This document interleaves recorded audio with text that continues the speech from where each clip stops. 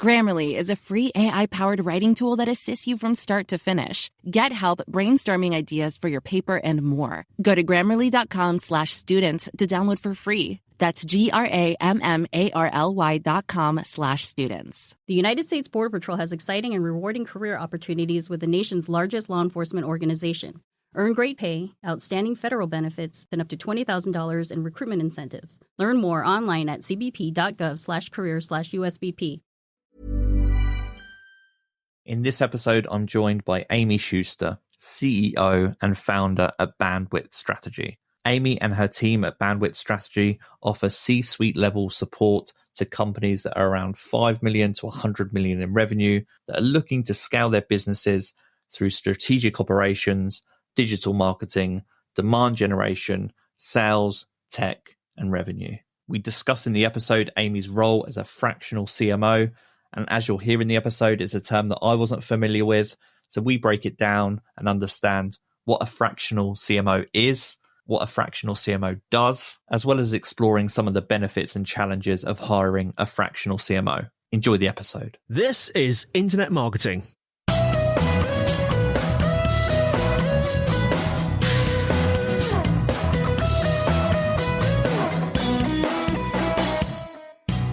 I am here with Aimee Schuster, CEO and founder at Bandwidth Strategy. Aimee, welcome to the podcast. Scott, thank you so much for having me. I'm really excited for our discussion. I'd like to know a little bit more about what you're doing day to day at the moment at Bandwidth Strategy. So could you talk a little bit about your role in the company? Yeah, absolutely. So at Bandwidth, we are a organization that supports B2B companies with their marketing and operations needs. So I like to tell most people that I'm really good at selling the invisible. If it is a product, if it is paper towels or Doritos, really not my cup of tea. But if it is a service or a software as a service, there's a long sales cycle. If it is something that requires more than one meeting and a cart to check out, that is really what we do at Bandwidth. We support organizations that have those longer sales cycles and are looking for opportunities to grow their marketing organizations and specifically to help align their sales and marketing groups together. And I was saying just a moment ago that I love to know how people ended up in the positions they're in today, especially if they're in what I consider to be quite a niche role. And I'd consider you to be in quite a niche area. It's consulting for very kind of specific types of companies. And actually, you just said there you have some preferences around the types of companies that you work with. So talk to me a little bit about your history and how you ended up where you are today.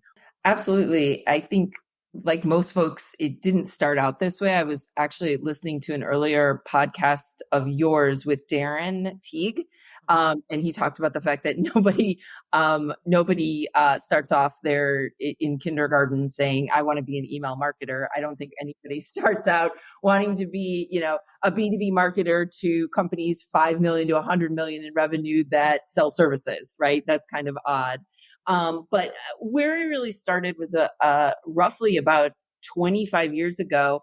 I like to take us all the way back for those of us that are from that era to the time when we were mass blasting press releases on fax machines. That's really where I started at a small organization, a nonprofit that supplied legal services within the Chicago area. And that's how we let people know our news was mass blasting a press release via fax machine. That was a point in time where I really think sales and marketing, if you had both functions lived in completely different sides of the physical building, those were not organizations that talked to each other nearly enough or had migrated towards the center of what we now think of as a revenue organization. But that's where I started. I moved on in my career in the first 10 years to supporting legal organizations. So again, it was all B2B services. I was learning the basics of how you sell people, how you sell relationships, how you sell services. I took a turn in the late 2008, 2009 era, started my own company. I knew that at that point in time, I wasn't going to be very appealing to any sort of digital organization because I had been in this more traditional services-based area. So I started my own business. It was called EcoScene. We reviewed eco-friendly products and services.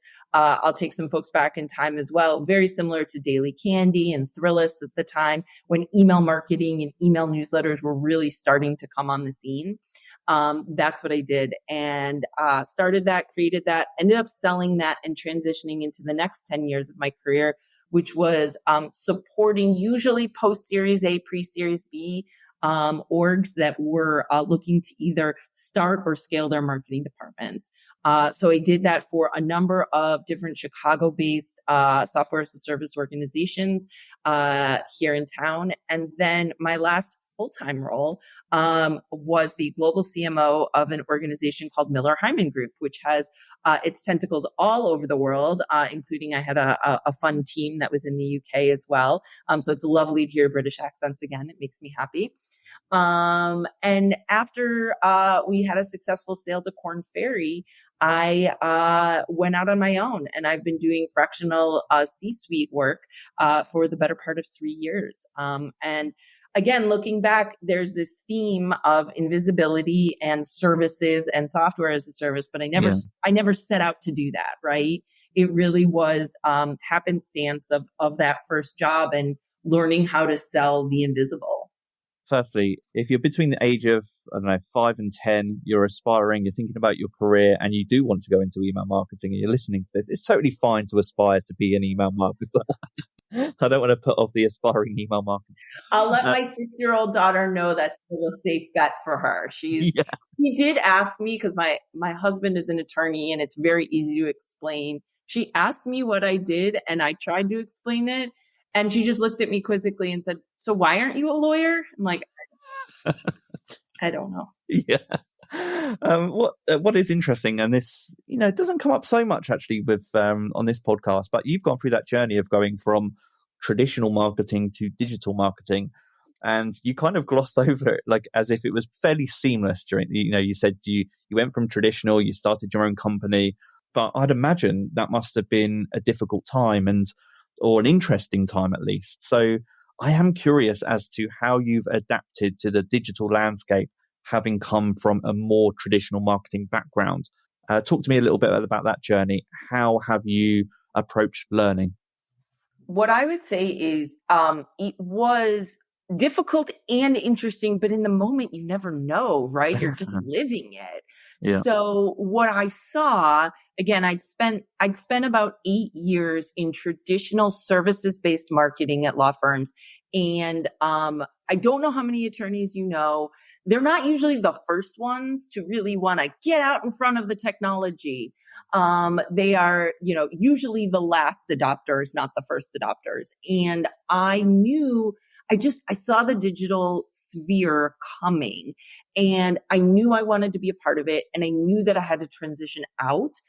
So the difficulty wasn't so much the path. I knew how to get there, right? I knew I was going to have to do my own thing, prove myself, find a foothold into a digital experience. I was never really faced with the idea of like, go back, go get an MBA or do this, start your own company thing. It was, the MBA wasn't going to get me where I wanted to go. So I knew it was starting my own company. I knew it was proving myself. And I knew it was an opportunity to take what I had done, and what I had learned in terms of the fundamentals around good content, good services-based marketing, and all of those fundamentals, and bring those to a digital realm. And I felt like I could do it, right? And I was in my late 20s at the time. It was me and my dog. It was a fairly low barrier to entry for me. I also knew that if it all fell apart, I could go back and do that, right? I could always go back and get a job as a business development manager at a law firm. But if I didn't do this and I didn't try, I wasn't going to get the shot to do what I saw on the horizon and luckily was able to fall into, which was really this digital marketing world. Mm. I can hear in your voice and just you talking about that journey, it sounds to me like very early on, as you were going through this period, you kind of had principles. It sounds to me like you had principles related to marketing that you felt really passionate about. And so it almost didn't matter what marketing medium you went into because you were able to apply these principles that you learned early on, and they kind of drove your learning and have driven your career to date. Is that a fair assumption? Did it work out that way? Absolutely. I don't think I would have articulated it as eloquently as you just did. Mm. But yes, absolutely. Good content, good knowledge base of your product, a good understanding of product market fit, knowing your audience. These are all really basic elements of any marketing. I get into this conversation a lot right now, and I just posted on LinkedIn not too long ago about when LinkedIn actually came with the AI component. This was like 2 weeks ago or whatever. And I kind of flipped out and wanted to do an experiment and did it online. And it ended up having this like fun discussion amongst a lot of my friends and colleagues. But, everybody's been predicting the end of everything, right? The end of content, the end of email. AI isn't going to end anything, right? It's going to supplement. And I think that there are lots of good conversations to be had about how it will supplement and how it will help us. But yeah, the fundamentals are good content is good content. Good SEO is good SEO. Good email marketing is good email marketing. And that really does come from that services-based business that I started with, because for the negative of being there, right, in terms of them not wanting to join up with the digital as quickly or still, is counteracted by the fact that I did learn those fundamentals. And that was ingrained with me so early. And the virtue of having to stand for something and having that conversation be something based in authenticity, not just trying to sell something, I think is part of that. So that was a very long winding answer to yes, I think I had those fundamentals. No, I think and the reason I asked the question is because I think it's an important lesson to learn, or at least something to reflect on, particularly for young marketers, but anyone really. And the reason I ask it is because working agency side and working with lots of different companies, experiencing people that suffer from kind of shiny object syndrome or worrying about tactics. I don't know, sometimes marketing can feel really overwhelming. You can feel like you're chasing your tail. But I think if you give yourself time as a marketer to reflect on the things that you believe in, and have your own marketing principles that kind of drive your career and really drive your motivation. It can be the foundation that you build from, and it also can be the anchor that you come back to when times are difficult. And that's what I found for myself. And it's really interesting to hear. Again, sometimes I can hear it in people's voices when they have those principles that they've almost adopted early in their career, because it means that you aren't as phased as, well, actually, you just gave the perfect example. Something like AI comes along and all of a sudden there's lots of noise around AI and people are worried about their careers or their jobs or what's going to happen, and there's lots of debate. But I think people that have marketing principles nailed really can cut through that noise a lot easier. And for me, it just, not only does it give me confidence, it helps me remain calm as well. And I just think that's important. I mean, this is going off into a different topic about mental health in marketing, but for me, it's a way to also, it helps with my mental well-being related to kind of overwhelm and that kind of feeling too. Absolutely. It can be overwhelming. I love what you just said there about marketing and mental health. I do think it can be a point of analysis paralysis too, of just having so many options in front of you. And I know that you've talked about this on the podcast before, just in terms of if an organization doesn't have those USPs, it being a red flag for you. If an organization doesn't have a fundamental strategy and understanding of who they are, and they're just trying to grow for growth's sake, just get the eyeballs, I think that is a very big red flag for me. I need to see that there is substance in what it is that we're trying to go out and market, in order to be able to tell that story. Storytelling is incredibly important, and it doesn't just apply outside of the organization. When you get into the sales marketing alignment conversations, sales is marketing's client. I need to tell those stories and be confident in the stories that I'm telling to sales as to how we are bringing them the types of leads that they need in order to close business, and what those mechanisms are and how they've gone through the funnel. And that takes storytelling too. So it's a bit of a side conversation in terms of the storytelling, but I really do think that being able to ground yourself in a couple of fundamentals does help on the, avoiding the analysis paralysis, making sure that you aren't overwhelmed, and understanding what the story is that you want to tell whomever your client is, internal or external. Something else that seemed clear as you were talking and kind of talking about your role and what you look for and who you like to work with is this interest in SaaS companies in the SaaS space. And I'm just curious if there's anything that comes to mind for you, like why is that of particular interest for you? Has anything kind of triggered your interest or success in that particular space? Probably it just fits under the category of the invisible, right? If you're a software as a service, you can't touch it. I mean, yes, if you are a Dropbox, right, or a DocuSign, I can go in and purchase that product through a cart functionality, but the organizations that I work with usually don't have those options. They are usually an enterprise level sale. They're not selling $100 products. They're selling multi-thousand, 100,000, sometimes $1 million contracts. And you need to create a interest amongst a specific audience through all of the different channels and educate them for long periods of time before they're ready to buy your product. So the SaaS piece of it, to me, again, it's a service. You are selling a solution to a problem. The same way a lawyer is selling a solution to a problem, a doctor selling a solution to a problem, a software as a service is selling a solution to a problem. And to me, that was always, became the theme of my career is how can I help those organizations to better tell their stories? And you used the phrase, I think, during the introduction, fractional C-suite consultant. Is that the kind of title that you give yourself? I do. It's funny. I did a little bit of research, in terms of just Googling, and I'm trying to find the statistic right now, but I believe the term fractional CMO in 2018 was searched something like 218 times. And in 2022 was searched over 2,000 times. So it is a term that has gained interest, certainly within the pandemic, and is an opportunity to get someone who has the experience level of 20 to 25 years in your business quickly without necessarily having to do the traditional onboarding, the longer ramp up, but the true execution portion of what a fractional can really bring to the table. I would say in the past we were called consultants.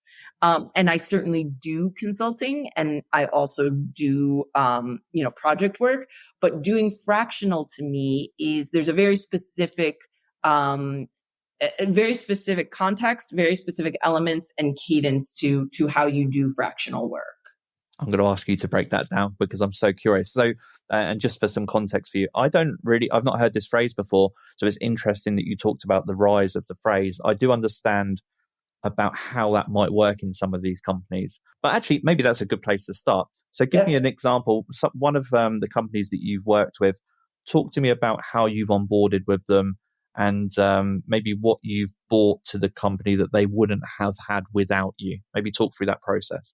Yeah. So it's interesting. And I'm curious, I do wonder, just to your point of not having heard of it as much, if it is somewhat regional, right? Maybe, if we sort of made this a new phraseology within the US that hasn't come over as quickly to your side of the pond. But I'll break down the differences and then I'll talk about how I have implemented some of those in an actual engagement. So the difference to me between a fractional and a full-time or a consultant is, as a fractional, I'm devoting a certain amount of time, right? I'm saying I'm with this organization for 20 hours a week for probably no less than 6 months, right? They have some substantial problems for which they need specific long-term strategic and tactical help, and I'm able to do that.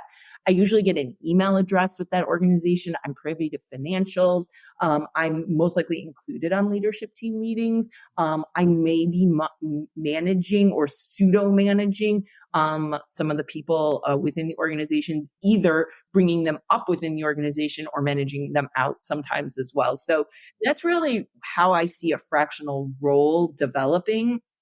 The difference being, in a consulting capacity, I'm just jumping in. I've got a specific project to deliver on, probably there, maybe 90 days, not getting that email. The financials maybe are relevant, maybe you're not, but I'm not looking at the totality of the business. I'm looking at a specific issue that I'm trying to support for that organization.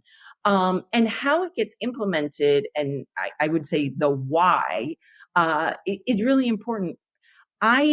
I'm able to drop into an organization very quickly because of a couple things. Number one, I've seen this movie before, right? There aren't many organizations, $5 to $100 million, that aren't dealing with the same problems that I've seen over and over again. So I'm able to make impact very quickly. I say this and it sounds so mean and it's not meant to, but I'm not there to make friends. This is not my full-time job.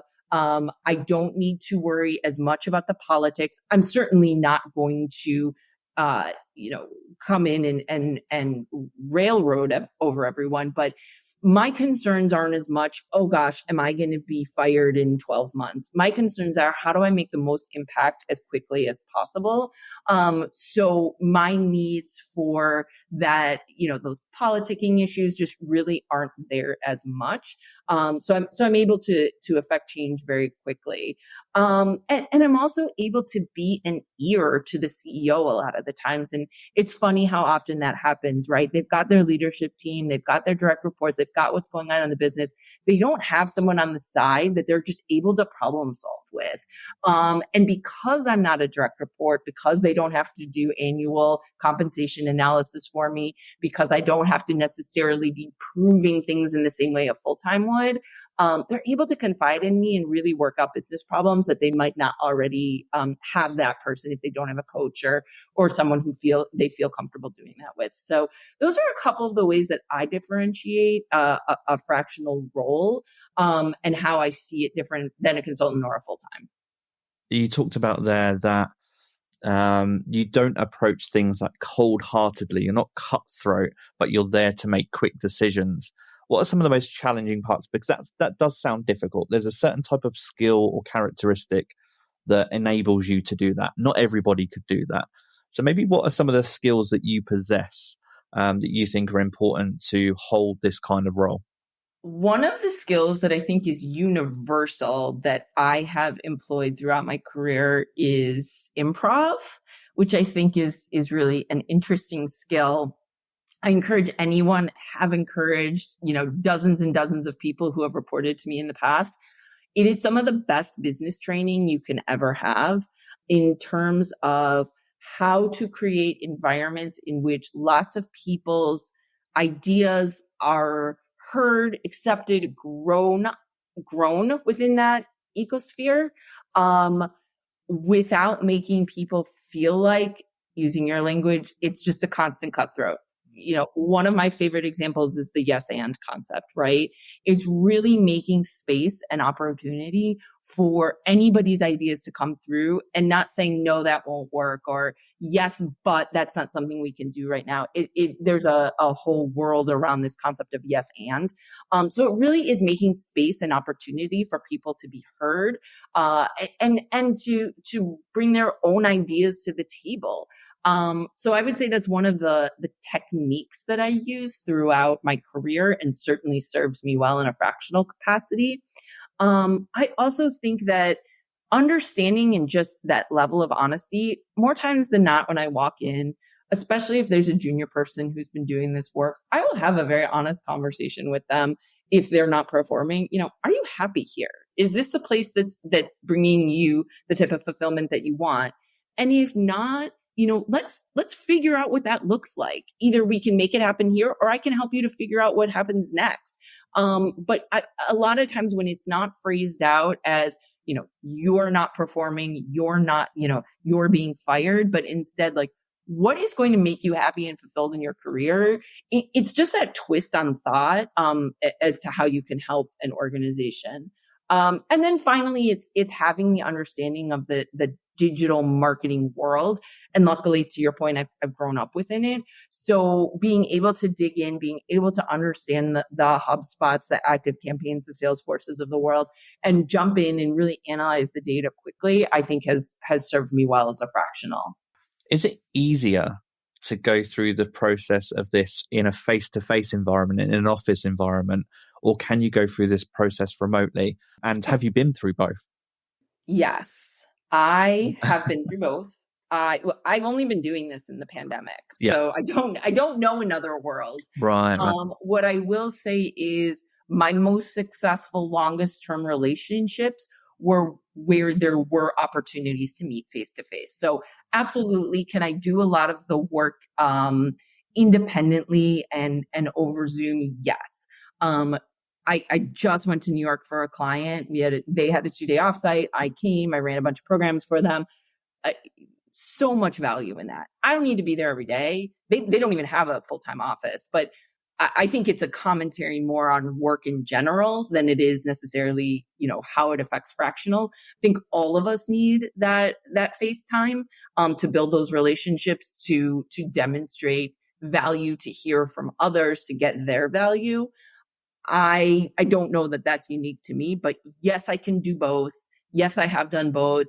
The most successful ones are the ones where we have opportunity to meet together in person. Yeah.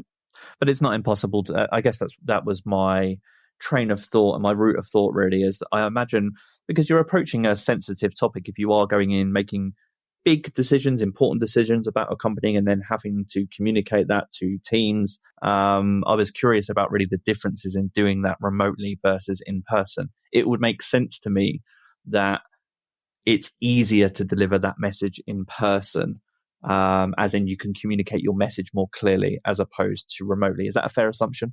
I think it's fair. I also think that I was doing this for a pretty significant amount of time prior to the pandemic, in that I ran a global team. So in a global team environment, again, pre-pandemic, I wasn't able to always meet with people face to face because I was in Chicago and they were in Japan. So this problem, if it is a problem, right, is not unique to the pandemic, certainly exacerbated by the pandemic.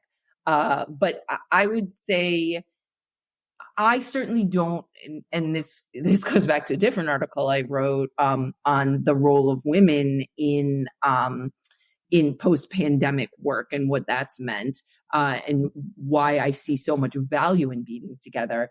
I don't think it is binary. You don't have to be in office or totally remote. I do think there's value in the and, right? In the both. And it sounds like I read that article, and that's probably why that question was top of mind for me as well. But it sounds like a key skill in all of this is adaptability. Is that fair? Adaptability?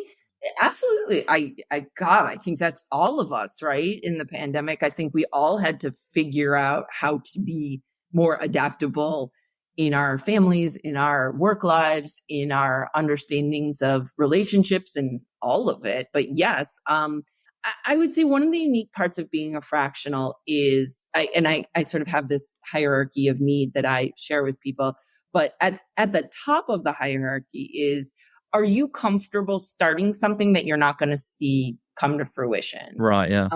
I was always one of those people who really, really loved the first year of a job. That was always where I got the most lit up, where I was most excited. So I was incredibly adaptable, to use your term, to that first year, to that new environment. I liked that the most. I didn't need to see the same programs run over and over and over again. That never really got me excited. But there are people for whom that type of routine and that predictability is really important, and that's how they thrive, and that's where they get their success. If that is where you are a happy person, fractional would be a very hard environment for you because you're constantly dropping into new things and having to be adaptable to new situations. So I think for me, yes, being a fractional is part and parcel of the fact that I can adapt to new situations and thrive.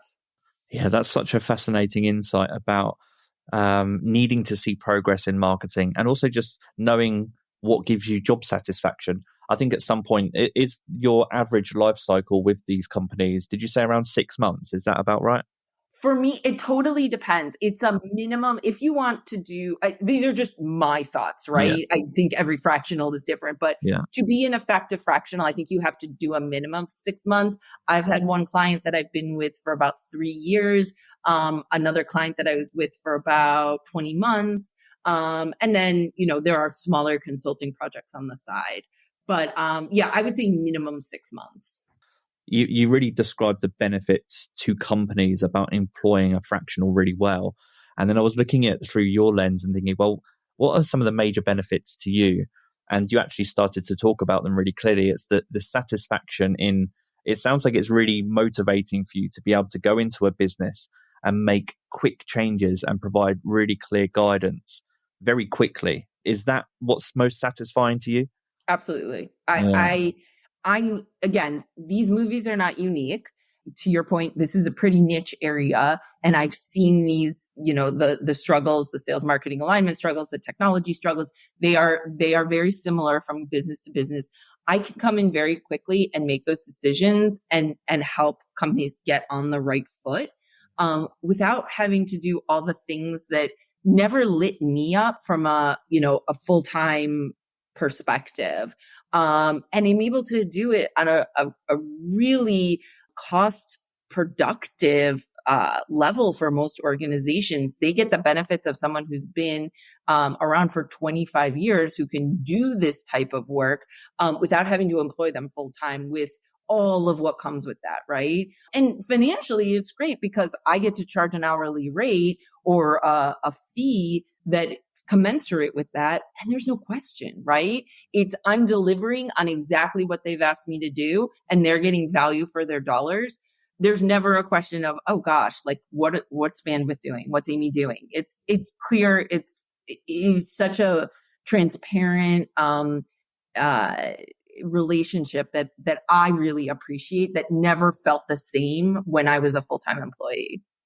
Are there any commonalities in how you approach each new relationship? So I'm thinking here that it sounds like one of the most exciting, but I'd guess a difficult task is cutting through the noise of a business and understanding what the key problems are and also what, I guess, you talked about gathering opinions and gathering voices, making sure everyone's contributing. So you have to download a lot of information really quickly. Do you have any common approach to that? Maybe if you talk through, do you have a standard approach to that for each business that you work with? To your point, and everybody else that I listen to on podcasts, I probably should have a pretty standard assessment that I do. So that's a brilliant idea that I need to at some point put into practice. On some levels, I feel like the cobbler's child with no shoes. It took me forever to do the website, to get the assessments up. I just sort of dive in, and start working. What I will say is universal. I have yet to walk into an organization, mostly because they won't need me. And I question how many of them exist, where they're like, my sales marketing teams are super aligned. They get along so well. Everybody's humming. Like that never happens. So more times than not, that's where I'm starting. And I'm putting into practice some very specific guardrails and rules, both from a technology perspective and from actually a meeting cadence perspective, to make sure that those individuals on both of those teams are moving closer to the center of creating a level of harmony, because that is really hard to find. Your split of time. So do you hold the position of, I guess, fractional consulting and CMO? You've written a lot about the CMO role as well. So do you consider that you, when you're fractional consulting, do you also sometimes hold that CMO role? Is that how it works? Or Talk me through that. Yeah, more times than not, I'm either the fractional CMO or the fractional COO. For a couple of reasons. One, it just gives me a level of authenticity, some level of influence, probably not a ton of authority. But it allows me to come to the table. I think it makes the CEOs feel more comfortable that they're spending the dollars that they are with someone who holds that title. So I would say in any other situation, it's usually just consulting work. I'm doing marketing consulting or operations consulting or sales enablement consulting. Yeah. And how many businesses are you working with at any given time usually? It's a great question. I have been up to as many as 5, and then I kind of lost my mind because that's really hard to do that much context switching as an individual, right? I work with and use a lot of contractors in the industry to support me, and we partner up. But I try. 3 is my sweet spot. 4 is doable. 5 is a no-go from my perspective.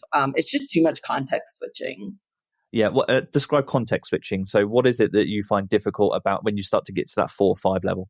Yeah. So while there is a theme to all of my clients in that, again, we're selling the invisible, it's not something you can touch. There are differences in each of their businesses in understanding what they are trying to sell and what they are bringing to market. One might be a services-based business. One might be a technology-based business. I have to learn about each of their individual organizations and be able to move seamlessly into conversations throughout the day without screwing up what I'm trying to talk about from one organization to the other. Ironically, I've had 2 clients come in at the same time where the CEO had the same first names. That was a fun one. I was like, wait, which? Okay, yeah, got it. Just don't send the wrong email. So for me, that's context switching. It's being able to move business to business seamlessly, which is obviously a very common thing amongst agencies. Yeah, I'm trying to look through this through your lens, and you talked about working a lot remotely, particularly in the pandemic. And actually, just before we started recording this, we kind of both laughed and had a bit of a moment, a bit of a pause. Where we said it's nice to be off video for a moment and just doing an audio only podcast. Is that do you find camera fatigue and being in video meetings, is that real for you? Oh, for sure. Yeah. I think so. I mean, I'm not an in front of camera person. This experiment that I'm doing within my life right now of, proactively going after more speaking opportunities and podcast opportunities. I'm a marketer. I'm a marketer and an introvert. So like me being on camera is not a comfortable place for me. So being on camera all day, every day, definitely not a comfortable place for me. But I do see value and I see value in our world now. So I certainly prefer it to be able to have the connection with my clients. But yeah, no, I'd love a few more, audio only meetings. Yeah. You've talked a lot in this episode about your perspective. You touched on a moment ago about when you go into businesses and maybe some of the things that would trigger them to search for a CMO or a fractional consultant or a fractional CMO. So you talked about when sales and marketing aren't aligned. I've forgotten you provided another example as well. I'm curious in closing for this episode to break down that topic a little bit. So a very broad question, but I know one that you're interested in and you must come across a lot is when is the right time to hire a fractional CMO? So break that down for me. What are some of the commonalities that make for a CMO a good fit and good timing? Yeah. If you are an organization that's got more than, say, a 2-year window, I think that you are looking to bring on a full-time CMO. And what do I mean by that? If you are looking to do an acquisition, to be acquired, to do another round of fundraising, trying to bring on a full-time CMO is going to be a struggle because if we think about the fundamentals, marketing is your long game, sales is your short game. You bring on more salespeople to get deals done faster. You bring marketing on to make the top of the funnel fuller over a longer period of time. CMOs are highly trained at building long-term plans, right? We're very good, if you put us in that situation, of creating, a 5-year trajectory for the organization that's based on the fundamentals of the business, the growth trajectory. We want to help succeed on that long game. Hiring a full-time CMO in a sub 24-month situation is more likely than not going to end up with a lot of frustration, because you won't have the budgets, you won't have the timetable, you won't have the runway, and it's not a great situation. So in that scenario, I really encourage organizations to either try and promote within. You might have director who's in that organization that could bump up to a VP level, who could manage a big part of what you're trying to do, and elevate that individual in order to move forward as a coach and a player in that particular situation. Or an alternative is, looking outside in that sub 24-month period of time for a fractional, someone who can come in, who can execute quickly, who's got the experience, but isn't necessarily going to have all of the different needs that a full-time CMO would have. When we talked about at the beginning, the needs to create the relationships, the ability to go to the long-term trajectory. You really do need someone who can just come in and drop in and start to make some of the solutions happen quickly. So that's really the differences that I see. It's, when are you planning to exit? Are you going to have the budgets, and who do you want to be at the helm for the particular point in time that you are looking to bring in marketing support? From your perspective, what are the red flags that you would look out for that would be definite no? So you cannot deliver any value to a particular company, people you wouldn't work with? Number one, and this happens a lot, I'll get a call from someone on C-suite, and when we start to talk about the CEO is just not interested in this, right? They have no interest. They're frustrated and annoyed by marketing, or they've never had marketing before and they don't see the value. To me, that's a super red flag, because it's really hard to convince someone that they need you, right? And it's an uphill battle that really, to me, isn't, most of the time, probably isn't worth expending a ton of energy on. They're going to sabotage you from the beginning. So that's a red flag for me. I wouldn't say it's a red flag. It's just outside of my own ICP. I tend not to focus on companies that are sub 5 million US ARR, just because it's just too early, right? They just don't have enough tailwinds behind them to get to the point where I can make a total difference. They probably don't have some of the systems stood up yet. And that's not the type of thing you're going to want to pay a fractional CMO to do. You can have some junior level folks do that. And then, if someone's in a CPG world, again, I'm not good at paper towels and Doritos. I'm happy. I have so many friends and so many colleagues who do that type of work, happy to pass them along. But I really, again, I focus on that services-based business. And for me, trying to jump into the CPG world, it's just a different cadence in a different world than what I live day to day.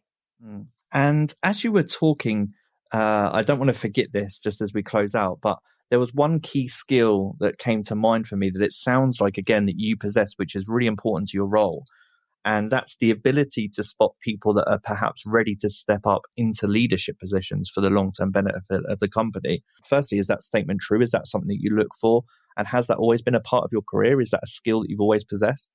That's a good question. I have loved mentoring and pulling people up into promotional opportunities. So yes, whether they have it innately or I challenge them into the opportunity, absolutely. What I would say is it is certainly a part of what I do. I think that a lot of times the folks that are left when I come to an organization are super frustrated, right? Because they've been through the rigmarole. They've been through the, turnover, and if they're willing to come on board and if they're willing to keep going, there's a really interesting path on the other side of that. But and it's expected, right? It's expected to be frustrated, to be a frustrating situation. Who's my boss? Where do I report to? What are my KPIs? And a lot of organizations don't do it well and certainly don't transition well. And so I try to come in and again, have really transparent, really honest conversations about if people are happy at what they're doing and are they there because they want to be there or are they there because they have to be there? And those are important conversations too. So I would say spotting that level of opportunity within an individual. I'm just a really honest person and making sure that I have really honest, authentic conversations with people that gets down to the level of what they need and what the business needs, I've found is something that I've always been able to do. And I serves me well. Well, I can tell you it comes across really well in podcasting. And a moment ago, you mentioned that this is kind of a journey of experimentation for you, putting yourself out there on podcasts, perhaps being more introverted in this realm. But I've really enjoyed the episode today. And if people want to learn more about you and Bandwidth Strategy, where can they find you? Absolutely. Well, thank you for the compliment and the opportunity to be here. Bandwidthstrategy.com is my website. Aimee at bandwidthstrategy.com, or would love to connect with anyone on LinkedIn. Those are really the best places to find me. We didn't discuss it in today's episode, but you're also the founder and co-chair of Women Influence Chicago. Do you want to let people know more about that and where they can find out information on that? Absolutely. So our accelerator has moved. We run a 3-month accelerator for women in Chicago through what it's called 1871 here. It's an incubator for everyone not in the U.S. 1871 is the year of the Great Chicago Fire. So they named the incubator after that because of everything that rose out of 1871, which is a really cool story. And Women Influence Chicago's accelerator program is out of there. And if you have any questions on it, if you're interested in it, if you are a woman in a mid-level organization, either in Chicago or outside of Chicago, they are taking applications and opportunities for you to grow within your current organization and get to that next level of promotion. So please feel free to reach out to me about that. I'm happy to make the introductions. As listeners will know, all of the links to everything we've discussed today will be in the show notes. And for now, Aimee, it's been a pleasure. Take care. This has been the Internet Marketing Podcast.